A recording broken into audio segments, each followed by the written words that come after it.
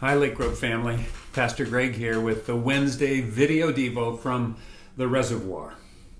We're continuing to talk about the virtuous life in this, our 6th month, focusing on the Reservoir. And today's devotion is on page 127 about the virtue of recognizing what is helpful in a given situation, learning from Jesus' famous phrase about not casting your pearls before swine.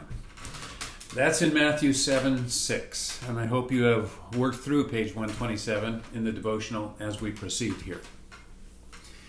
The entire verse from Matthew goes like this: "Do not give dogs what is holy, and do not throw your pearls before pigs, lest they trample them underfoot and turn to attack you." That phrase, throwing pearls to pigs or casting pearls before swine, has entered our popular idiom, generally meaning something like, don't waste valuable things on those who are not worthy of it. In the Reservoir, however, Dallas Willard suggests that it's not about assessing worthiness before sharing sacred things. It's about learning to share holy things or pearls in a way that is helpful and useful. And I agree with this interpretation in a general way, but I think there is more to it than the Reservoir implies. First, let's look at the verse in its setting in Matthew 7. The careful student of the Bible will notice that the verse is a standalone saying. It doesn't seem to proceed out of what goes before it, nor does it lead into what comes after it.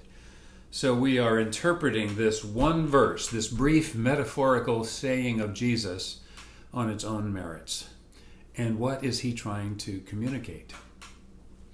Well, some Bible scholars believe that he was focusing on Jewish listeners at this stage of his ministry, and that it was not yet time to share the holy pearl of the gospel of the kingdom with non-Jews. It was not uncommon in the first century for mean-spirited Jews to refer to the Gentiles, or non-Jews, as dogs. And of course, these non-Jews raised and ate pigs which were unclean to the Jews. In this way of thinking, Jesus would have been saying something like, don't waste your time sharing the good news of the kingdom with people who will not understand it.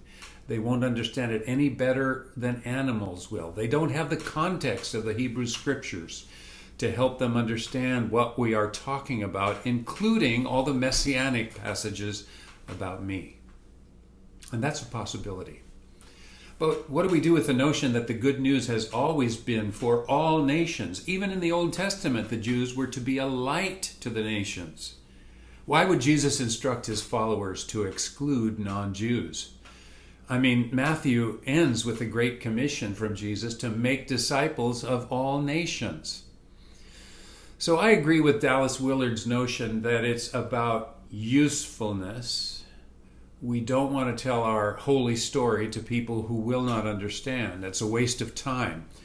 We might even harden the hearts of people who can't understand us, and then they will turn and attack us, as the verse says. And as followers of Christ, we don't regard other human beings as dogs or pigs. We treat them with love and respect, and that partly means we want to share the good news with them. And that implies that we need to prepare the situation so that our listeners will not react like animals, but will be able to understand and respond to what we're saying. We have to plow and prepare the field before we plant the seed. We share the gospel thoughtfully in a culturally sensitive way to maximize the possibility of its being received. And then our listeners don't respond like dogs or pigs.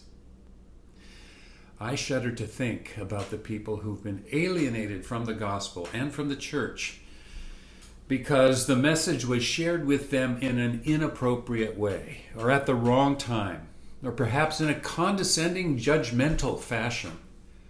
Some of us survived those Bible thumpers who treated non-believers almost as if they were animals, but I fear that many were scared away from the faith forever.